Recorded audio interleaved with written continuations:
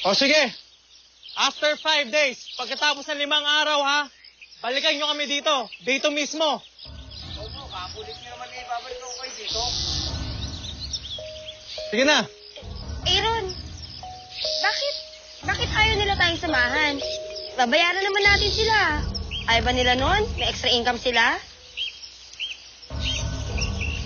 Ang paniniwala kasi ng mga taga rito na isinumpa ang isang ito. Kaya walang nakatira dito. Yung mga ibang nagtatangkang pumunta rito, hindi na raw nakikita o nakakabalik pang buhay. Bakit ngayon mo lang sinabi yan? Sana hindi na lang pala tayo nagpunta dito. Nakakainis ka naman, Aaron. Papapaniwala ba kayo sa kalokohan na yan?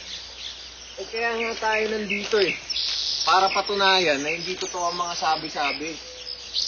Ngayon, kung mayroong gusto sa inyong umuwi, abang nandyan yung bangka, sumabay na. Oy! O, saan ka pupunta? Sasabay na sa bangka. Ano ka ba? Kung mawala ng gas yun, di doon ka sa gitna natulog. Diyan ka na. Ganon? Oo. Oh my gosh! Ano ba naman to?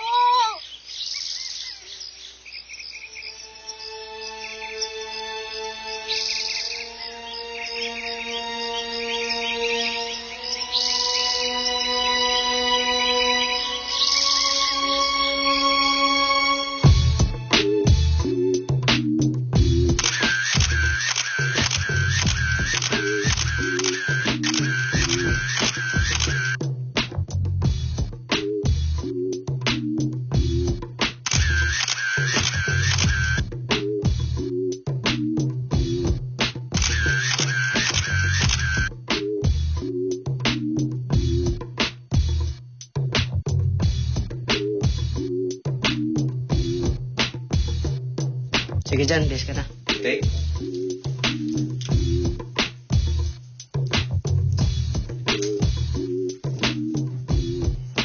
Sino yung tinatawagan mo? Ang sister ko, kaso out of reach. Pati nga cellphone ni I-5, ganun din. Ano kayong nangyayari sa kanila? John, Isa's already a big girl now. She knows how to take care of herself na. And besides, kasama niya naman yung cousin niya, si Aifa, di ba? Sa bagay. Just trust them. Teka, matagal pa ba to? May lakad pa tayo, baka nakakalimutan mo. Sandali na lang to, babe. Konting-konting oras na lang. Tatapusin na namin, ha? Okay? Retouch mo na siya. Ang next.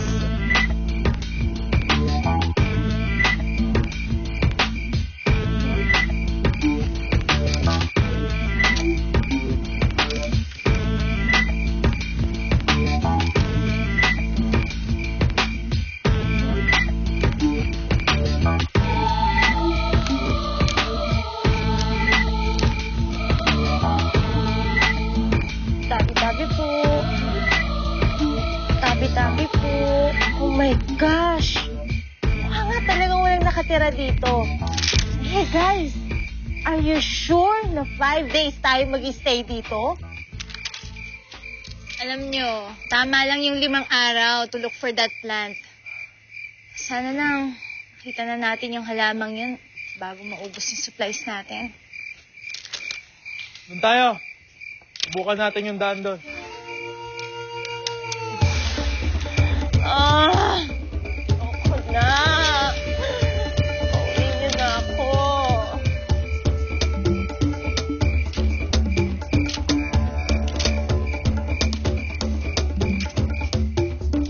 Ang hindi ko maintindihan, bakit porsigidong yung sister mo nagpunta sa isla? Para lang sa isang halamang gamot.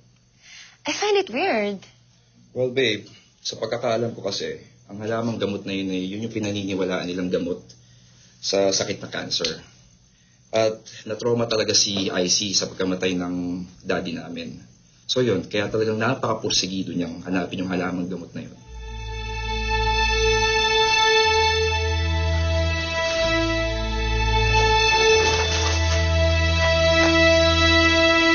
Okay ba to?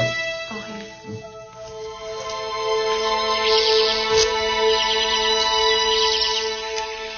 Lagi mo palang yung dalang picture ng dad mo. No? Palagi kong dinadala to kahit saan ako magpunta. Para kahit nasan ako, kasama ko siya. Oh, tara na, tara na. Tama na muna pahinga. Dapat makahanap na tayo ng campsite bago umabot ng dilim. Tara. Tabi-tabi po. Tabi-tabi po. Alam mo ikaw, kanina ka pa eh. Ano ba yung pinagsasabi mo? Eh kasi baka merong mga engkanto dito. Ipapasintabi lang ako para hindi nila tayo ihan. Engkanto? Walang engkanto dito, no? Mababangis na hayop, baka meron pa. Mababangis na hayop? Oh my gosh! Meron ba talaga nandito? Hindi natin alam. Alay natin, di ba? Kaya dapat ingat. Saka dapat hindi tayo nagkahiwa-hiwalay. For now, we are looking for a safe campsite na pwede natin tayuan ng tent natin. Kaya dapat, bilisan natin. Para hindi tayo abutin ng gabi. Let's go. Sabay. Oh, Galing na tayo dyan eh. oo nga. Doon tayo. Tara.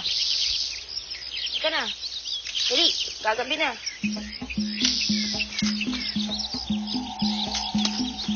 Riley! Ano? Diyan ka na lang? Tara!